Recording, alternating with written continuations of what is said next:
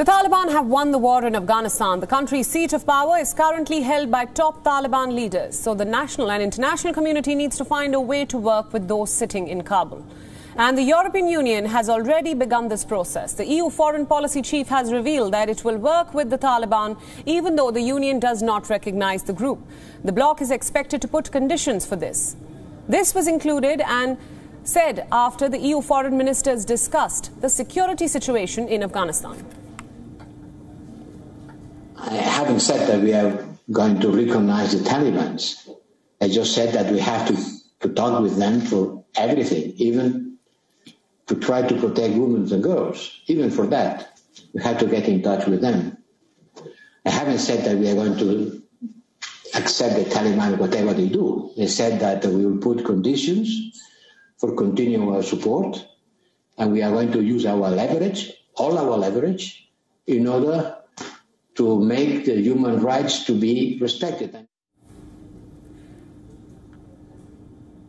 The EU chief also recognized the failure of foreign forces. He said that NATO invaded Afghanistan in 2001 to destroy the Al-Qaeda.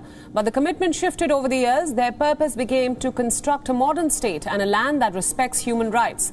The EU claims that after 20 years of being in the war-torn country, only the first part of that mission succeeded. The bloc's foreign policy chief has warned Taliban to respect fundamental rights, especially for women and children.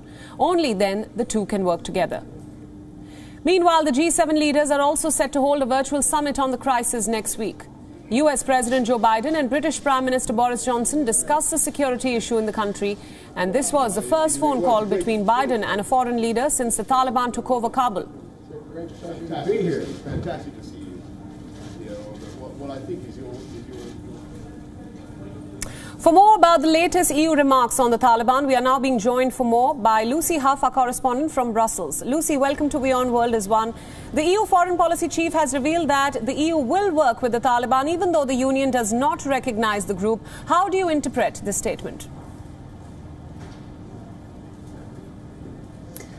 Yeah, I mean, Josep Borrell made it clear that any dialogue with the Taliban would, as you were just outlining there, come under strict conditions, mainly the respect of fundamental rights, particularly those of women.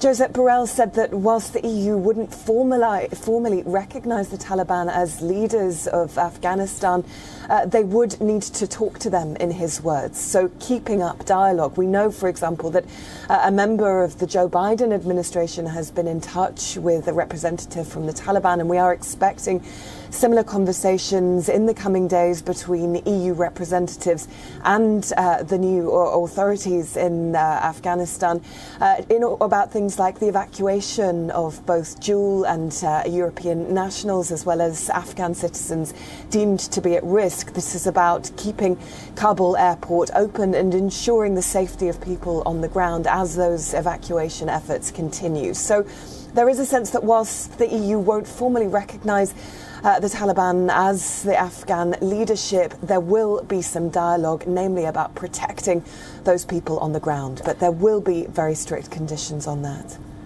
Right, Lucy, now since you mentioned conditions, what kind of conditions can we expect to be set, especially when it comes to the rights of women and girls in Afghanistan? Well, namely upholding much of the work that the EU has been involved in over the course of the last decade in ensuring basic rights for women in Afghanistan, the right to education, to liberty. So this is about protecting the ability of women to go to school, to go to work, as well as others areas, protecting them from violence. Of course, much of the violence that we saw before 2001, certainly there is a real frustration and a real sadness here in Europe that much of that work is at risk of being rolled back. But of course, European leaders were watching that press conference yesterday from the Taliban with interest. That want from the Taliban to